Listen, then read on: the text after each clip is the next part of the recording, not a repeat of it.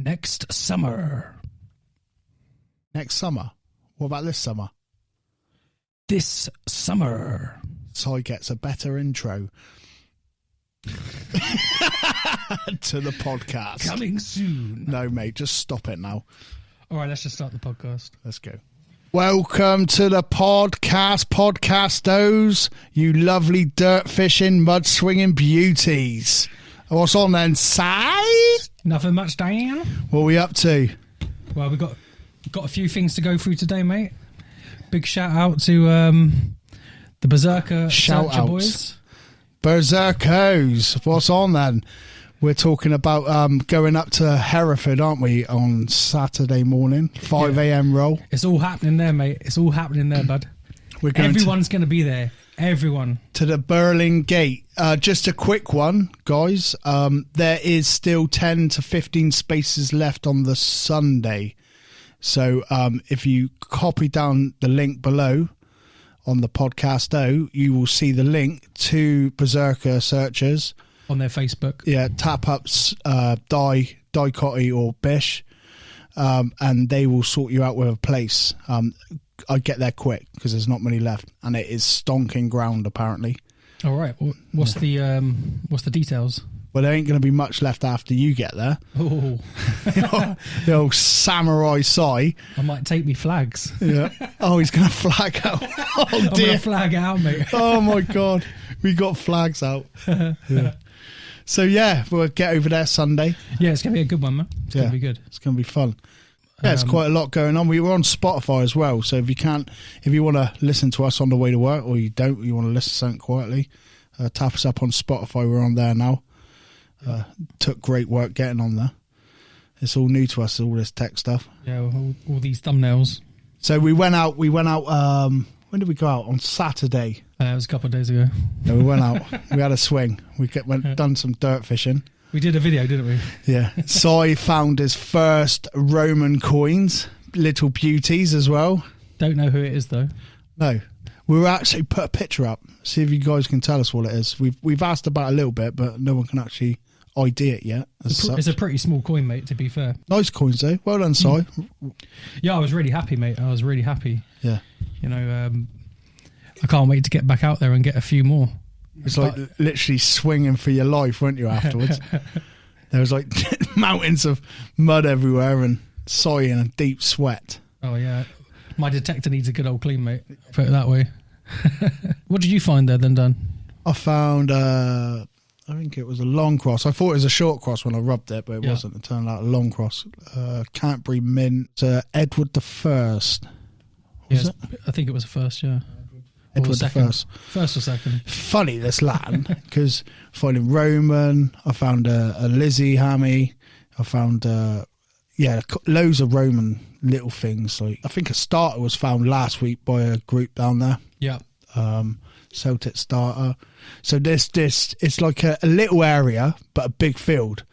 Like left and right of this area is all trashy, but as we're working our way down through, I wonder if it's like Roman trash, you know what I mean? Because it's so much iron there, mate. It's like you're saying, you're finding things from all different time frames. 2,000 years. Yeah, or possibly maybe a medieval settlement. Like we're onto something. I was thinking it was maybe like an old marketplace or a cattle place. Yeah, or something like that. Because it's not too far away from all the main areas in this. No, there's some town. substantial buildings around with age. Yeah.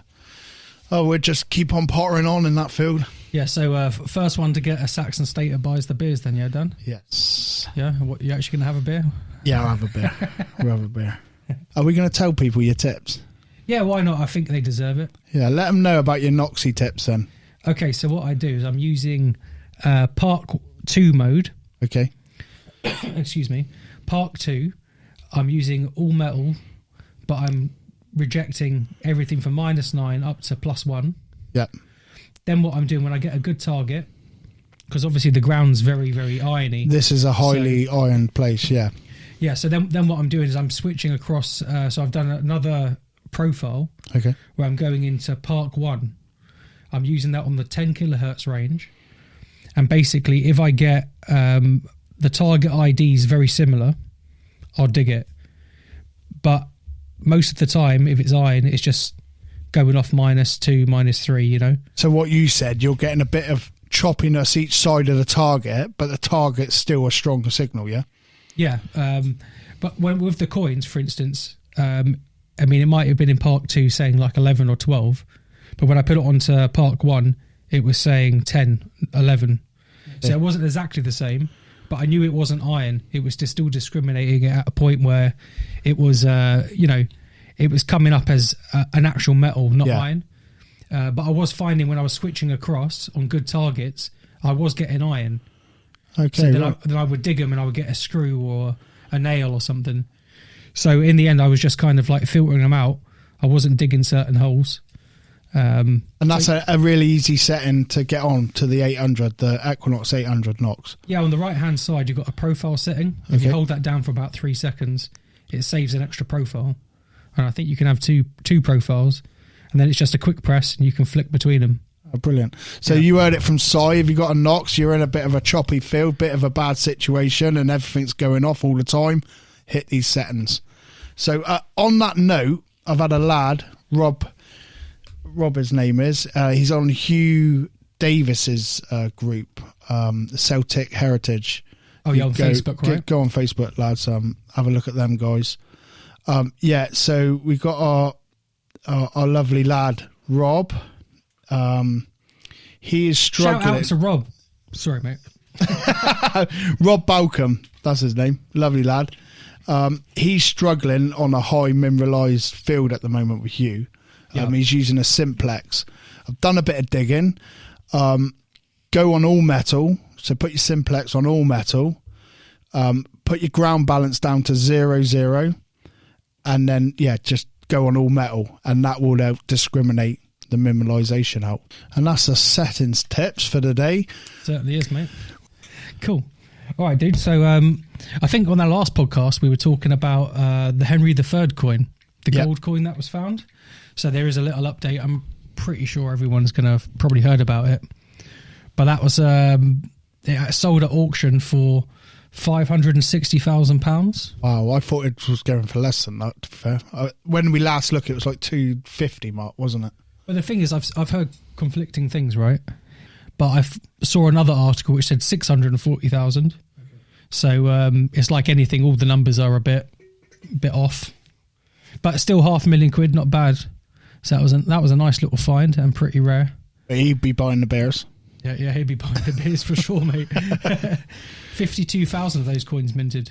Unreal, yeah. Yeah, so there's got to be another few out there, I would think. Need to get digging. So get out swinging, guys. First one that gets another Henry III gold coin buys the beers. Trouble is, the next one is going to get lower and lower and lower and lower. So maybe. I mean, it's probably gone off to a private collection. I mean, you just don't know. The hype of this coin, if another one turned up, who knows, mate? Who knows? I still think it would get £500,000. Be well happy. Unless you found like a whole pot of them, then the price is going to drop. Yeah, of course. So we're going to talk a little bit about some lost treasure still out there, actually, to be fair. I was reading an article the other day about the Fleur de la Mar that's still not being found, and there's a lot of people looking for it. That's a shipwreck, right? Yeah, it's a shipwreck. I think it was included in the famed San Jose's Spanish treasure galleon. The Fleur de Mar was lost off the coast of Sumatra, Indonesia, in about 1511, and it's still out there somewhere. I believe that the estimated value of the ship's content is over 2.6 billion worth of money. Yeah, these days. There's 400-ton vessel, and it was laden with lavish treasures, gold goblets, precious jewels, vast amounts of gold bullion. Like, we're talking a lot of weight here. And no wonder it sunk, mate. Yeah. Well, they did send out searches. The Emperor of Peru sent out 2 Spanish fleets for months on end looking for the treasure, but they couldn't locate it. So they haven't located the wreck at all then? No, still to this day. I know that it's one of the biggest out there that's still undiscovered. Yeah, cool. And there was a pretty big discovery recently as well, wasn't there? That was it, Dan. That was it, Dan. Your voice went really high pitched there. Are you right? Yeah, it's a bit. You went a bit sigh. A bit Chinese sigh. Ah. Anyway, getting back onto it, the gold rush, a world's most valuable treasure trove, uncovered from $22 billion lost gold. The San Jose. That's right. The latest treasure trove, yeah. Somewhere at the bottom of the Caribbean Sea. It was discovered in 2015, and it's apparently been kept under wraps for a few years. I'm not surprised being worth that much. On a note of treasures, because we are all about the treasure, I was doing a bit of research the other night about Viking Nice. treasures, and it keeps popping up, these little islands, the Isle of Wight, Isle of Man. They keep on finding little hoards. There was a woman called Kath Giles. She's an ex-police officer, Yeah. retired, and 4 years she's started up the hobby. Fair play to her. Obviously, being on an island, it's probably hard to find land to actually do metal detecting on, but she found some anyway, and she found a hoard. And the first hoard, she didn't think that she was going to find much after. She found a load of Viking coins and several other significant pieces of like jewellery. And then literally 4 or 5 months later, she was out again and she just found another hoard. Wow. Yeah, That's amazing, unreal. isn't it? Obviously, she found the first 4,000-year-old axe head over there and a 3,000-year-old Bronze Age sword. It's actually in the Manx Museum in Douglas at the moment, including a thistle-headed silver brooch, a gold arm ring, 87 coins, 13 pieces of cut silver, and it's all declared as treasure in That's the inquest. awesome, Dan. Yeah, amazing. That's awesome, amazing. mate. Fair play to her. If you go onto the BBC Isle of Man on Facebook or Twitter, you can actually follow her story and how she found it and how she retired and wanted to always do this treasure hunting. Big shout out to Kathy Giles there. Well done. Awesome hunting. And I'm quite interested as well. If anyone listening's actually found anything Viking, then comment below. We want to know what you found. Show us your treasures. Yeah, show us what you got. So they're on these islands. It's weird, isn't it? Because I know they hit the mainland. They were coming over and they wanted to hit the mainland. Obviously, they were smashing up the monasteries and the mungeries, and they were hacking off gold, hacking off silver. It's just weird how they just stopped on these islands for a previous time, and there was hardly any bodies found. But it's more the treasure. So maybe they're like hoarding and coming back and then leaving it there, and kind of depositing it and going back raiding a bit more. Yeah, it's interesting though because you think the Vikings attacked Watchet Mint. Okay, yeah. Up on down in the West Country, on the Bristol Channel. Yeah. So I mean, they must have been sailing right around England. I mean, they found up in the Shetland Islands or the Orkney Islands? Yeah. They found Viking up there. So I mean, they probably were going right around England at one point. Just literally twatting everywhere. Yeah. Awesome stuff. Well done, Vikings. Yeah. So I love the Vikings. Brilliant. So what we're going to go on and talk about is hammered coins. We're going to talk about what I found this year. I found in total 26 hammered coins this year. Nice. Ranging from little half groats to some shillings. We've done really well this year. I didn't even get one hammered, mate. I got a half. That's because you's on the wrong setting. 0.5 of a hammered. Yeah, but yeah, a lot of mine are quarters and half cuts and stuff like that. Also, as well, if you're an avid collector, there is a couple good groups on Facebook that sell hammered coins. Well, so-called auction them. So you can get on there and win yourself some hammered coins to bump up your collection if you're that way inclined. But I prefer to get out and find them myself. To be fair, it's a lot cheaper in the long run.